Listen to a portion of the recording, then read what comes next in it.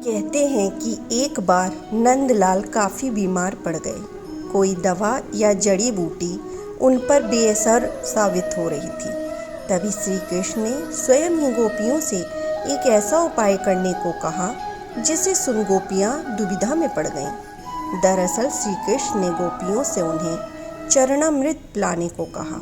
उनका मानना था कि उनके परम भक्त या फिर जो उनसे अत्यधिक प्रेम करता है तथा उनकी चिंता करता है, यदि उसके पाँव को धोने के लिए इस्तेमाल किए हुए जल को वो ग्रहण करेंगे तो वे निश्चित ही ठीक हो जाएंगे। लेकिन दूसरी ओर गोपियाँ और भी चिंता में पड़ गईं। श्री कृष्ण उन सभी गोपियों के लिए बेहद महत्वपूर्ण थे। सभी उनकी परम भक्त थीं, लेकिन उन्हें इस उपाय के निष्फल होने की चिंता सता रही थी। उनके मन में बार बार यह आ रहा था कि यदि वे उनमें से किसी एक गोपी को अपने पाँव के इस्तेमाल से चरणामृत बना लिया और कृष्ण जी को पीने के लिए दे दिया तो वह परम भक्त का कार्य तो कर देंगी, परंतु किन्हीं कारणों से कान्हा ठीक ना हुए तो उन्हें नरक भोगना पड़ेगा। अब सभी गोपियाँ व्याकुल होकर श्री कृष्ण की ओर ताक रही थीं और किसी अन्य उपाय के बारे में सोच रही थीं।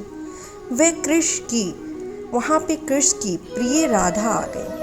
अपने कृष्ण को इस हालत में देख के राधा की तो जैसे प्राण ही निकल गए हों। जब गोपियों ने कृष्ण द्वारा बताया गया उपाय राधा को बताया तो राधा ने एक क्षण भी व्यर्थ करना उचित ना समझा और जल्द ही स्वयं के पांव धोकर चरणामृत तैयार करके श्री कृष्ण को पिलाने के लिए आगे बढ़ी।